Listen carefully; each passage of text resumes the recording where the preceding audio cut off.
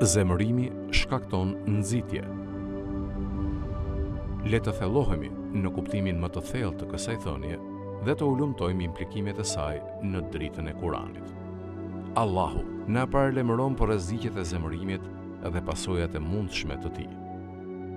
Në surën Ali Imran, ajeti 134, Allahu thot: Ata që japin lëmosh edhe kur janë në mirëqenie, edhe kur janë në vështirësi, që e frenojnë zemërimin dhe i falin njerëzit, e Allahu i do bamirësit.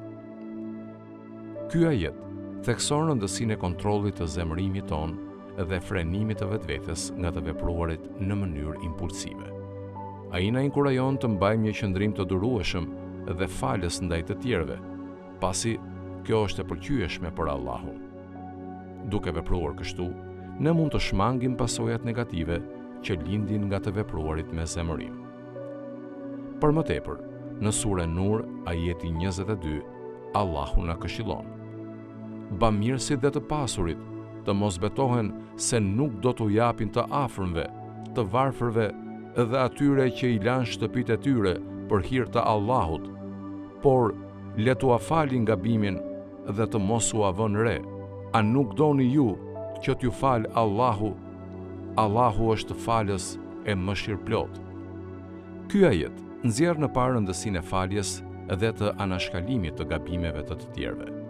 Na kujton se Allahu është falës dhe mëshirues, dhe nëse duam faljen e tij, duhet të jemi falës edhe ndaj të tjerëve.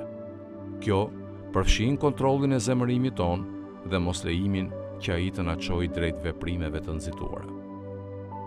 Thonja e Imam Aliut shërben si një prokujtes për muslimanët që të mendojnë mbi sjelljen e tyre kur përballen me zemërim. Ai na nxit të ndalojmë dhe të mendojmë përpara se të lejojmë zemërimin ton të ndikojë në veprimet tona. Duke vepruar kështu, ne mund ta parandalojmë veten nga përfshirja në sjellje nxituese, për të cilat mund të pendohemi më vonë. Zemërimi, nëse lihet i pakontrolluar, mund të çojë në pasoja të dëmshme. Mund të dëmtojë marrëdhëniet, të shkaktojë dëm për veten dhe të tjerët dhe mund të mjegullojë gjykimin ton. Prandaj, është thelbësore që muslimanët të përpiqen të kontrollojnë zemërimin e tyre dhe ta drejtojnë atë në një mënyrë konstruktive. Imam Aliu, i njohur për diturinë dhe urtësinë e tij të pamas, thekson rëndësinë e vetkontrollit dhe disiplinës. Ai inkurajon muslimanët të kultivojnë durim, falje dhe mirëkuptim në mënyrë që të lundrojnë nëpër situata sfiduese pa ju dorëzuar zemërimit. Si përfundim, thënia e Imam Aliut, zemërimi shkakton nxitje, shërben si një prokujtesë për muslimanët që të jenë të vetëdijshëm për emocionet e tyre dhe të ushtrojnë vetëpërmbajtje kur përballen me zemërim.